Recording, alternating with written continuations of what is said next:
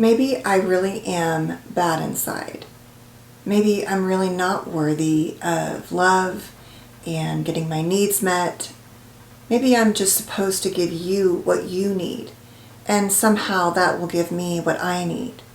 If these are things you may believe about yourself deep down inside your heart and soul, and you were raised by a borderline or narcissistic PD or trait-heavy parent, there's a really good chance that you have issues with worthiness. Now, I would say this is that I've never met anyone, professionally or otherwise, that doesn't have some level of worthiness issues, even if they're masked behind NPD or something like that. We all have issues around our worthiness and value in the world. It's just that I think they really run the spectrum on how much or how little you have these issues. But if you've had or been raised by a BPD parent or NPD parent, there's a really good chance at your core you have one fundamental question about yourself. And it is a profound question that you may be wrestling with every day of your life for many different reasons. At the end of this video, I'm going to tell you what it is, but you probably already know if you were raised by a parent like this.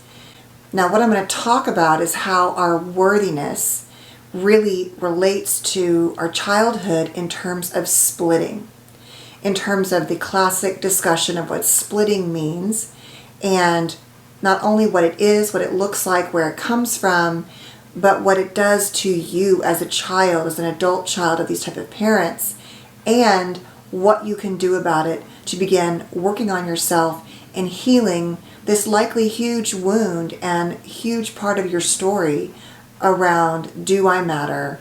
Am I worthy of love and belonging and being cared for and my needs being met? Or am I just here to take care of you or other people or be a caretaker, and my value will never be enough because it's always about what I do for you and what I do in the world, but it's never about who I am. I'm Dr. Kim Sage. I'm a clinical psychologist, and this video is all about borderline and NPD and splitting. Now, in the classic sense, splitting sort of evolved from the psychoanalytic world, and I won't go into great detail, but it is fascinating to look at if you want to check it out. It's this idea that was really, postulated that when infants are first born, there's a good mommy and a bad mommy. There's really no in between. Good mommy takes care of me, feeds me, nurtures me. There's the good breast in terms of breastfeeding, right? But when she's not there, she's the bad mommy. Now, over time, we learn in a healthier dynamic on some level to understand that there's a big significant place, and I would say this is really true of parenting, between like perfect, great parenting and really, crappy parenting. Most of us are somewhere in the middle. We're doing our best, but none of us are perfect. And then there are those who really don't do a great job, and they tend to create a lot of the wounds I'm talking about in these videos. So this isn't about blaming BPDs, because I know it's hard to have BPD. But these videos, to be honest, are really for the people that I work with most, which are those of you who grew up at the hands of these disorders, and what you can do to heal your life.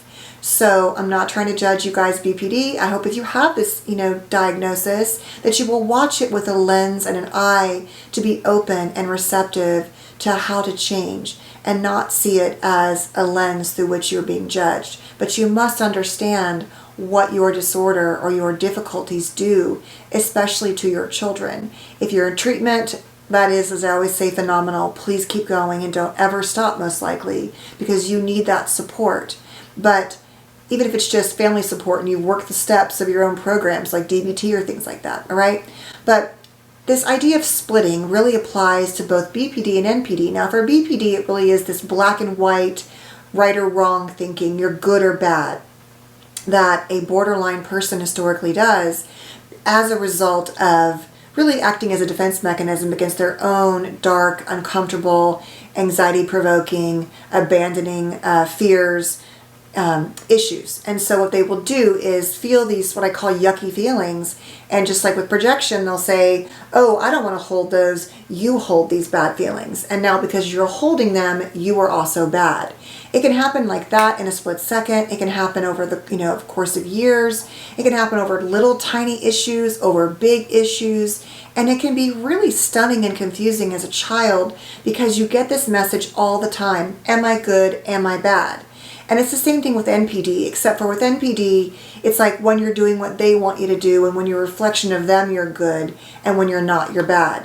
And it's the same thing, deep down inside, that deep wound and discomfort. And with these disorders, it's a little bit different beneath the surface on what the why is. But with the narcissist, it's about never being enough and not feeling good about themselves and self-esteem. And with borderline, those things can be there obviously too, but it's often about the fear of abandonment. And so in an attempt to offload all of these fears and negative senses of self and just deeply uncomfortable feelings that really shine the light into the darkness for people with these disorders, they will split into the good-bad dynamic. And as a child, if we circle back to the videos I've been making on attachment, if we look at the research and we say, okay, much of BPD can be formed in a childhood that has a more disorganized attachment, right? It can also come from insecure and anxious and all of that in terms of avoidance or anxious attachment. But the root of it is when you're a BPD and you have this disorganized attachment system, what's really happening is that in your childhood there was a lot of disorganization in terms of attachment and attunement. So there was no real consistent, if any, attunement. The parent was often frightened or frightening. They often expected you to be the caretaker. And being a caretaker is a huge part of being a child of these types of disorders because your whole purpose is to rotate around that parent and give them what they need to get your needs met and to stay safe, okay? So this is where it comes from. The splitting is very painful for you as a child, and that is why I want you to understand how impactful this is to your sense of self. This is why I always say you can't just put a sticky note on your mirror saying, love yourself, you're loved. I mean, those are great reminders, but it is not enough because deep inside we have been shaped to believe that we are either good or bad. And as a result of a parent splitting on us like this. And so it's very confusing. Well, which are we? But what we end up doing is we don't really hold on to you're the good child when we have these chaotic type of environments and this lack of predictability and this wound. We hold on to you are the bad child. You are not good. You're not good enough. You're not worthy. And you only exist to take care of others or the purpose you can serve for other people. And so it's really hard to discover your own value. You're so used to taking care and meeting those needs, and you're so used to the deeply hurtful messages around your value. There are many stories around borderline parents splitting and saying really horrible things to their children, calling them names, saying things that they do, accusing them of things that they never even did, and just really sort of making this sort of evilness at times out of the other person. And it's really hurtful when that's put on you, and that wasn't your intention, but it's just the primary person in your life is supposed to love and protect you is saying, oh yeah, no, you are lying, or you did do this to hurt me, or you don't love me, or you don't care about me, right? It's really hurtful. So what does it do for us when we grow up that way? Well, like I'm saying, obviously it affects our worthiness. It creates confusion, and we have a hard time sometimes making decisions and deciphering, is this a good or bad decision? We start to apply and internalize that same process at times, even if we are not adopting BPD traits, although it's possible with a parent like this. Even if we are, working hard and we don't go that same direction, we often internalize the bad self. And so we can have negative self-talk. We can have a hard time validating our own needs because if we're bad and not worthy, then what does it matter that we even have needs? We can feel deeply rejected at our core for who we are because we're holding on to always being that bad self as a result of the splitting. And we have difficulty even trusting people and their love and emotions and intentions because ours were so often doubted in our own childhood. And so wounding. Even to the fact that if you have a parent like this, if they are physically affectionate and they're loving you when you're the good child, but they can then turn on you and be so hurtful that what happens is as you grow older, even if they try to give you a hug or be loving, it just feels really uncomfortable and really dangerous on some level. You can't trust the good love because you know the bad love is coming. And that's really a hard thing when the whole theory behind attachment is that we grow up and we try to choose partners who are going to replace our parents and give us all we didn't get, but we often choose partners who are very unconsciously, in the beginning, similar to our wounded caregivers. And so that can get reenacted, right? And so it's really hard to get to the good self, especially if you, let's say you were raised by a BPD or a narcissist parent, and then you unconsciously choose another narcissist, even that alone, who's never going to be able to see you and is going to split off in between when you're giving them what they want, you're good, and when you're not, you're bad. So then you say, okay, well, what can I do about it? I had this kind of childhood. Yes, I struggle with worthiness issues. Yes, I struggle with these things. If you're still in a relationship with the BPD parent, this is going to be harder to do the work. If they are in treatment and they're flexible and you can set healthy boundaries, that is the best case scenario. The odds are, great. You're not just going to cure them. And many times they're not receptive to boundaries. But if they are, you can begin to sort of protect yourself as an adult in a way that you never got to do in your own childhood. And this is incredibly important. This is why you have to deal with the BPD person in your life. You cannot just keep doing your work and just let them keep doing what they do. It's an active sabotage of your own healing and growth if you do not work to change that relationship and say, you know what, as a kid I had no power, but I am no longer powerless and I will not accept this behavior anymore from you. Like I'm saying, if they're receptive, great.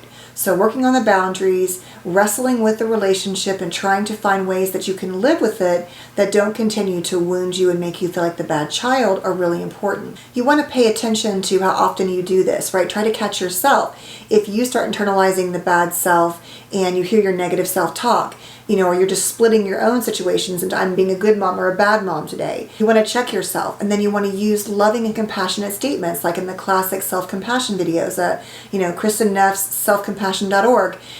Let's say you're driving your car and you get in a fender bender and you think, oh my God, I'm so stupid, I'm the worst driver. You catch yourself and you say, no, you know what? Everyone makes mistakes, and fender benders happen all the time. I'll be more careful in the future, but I'm not stupid or dumb. I made a mistake.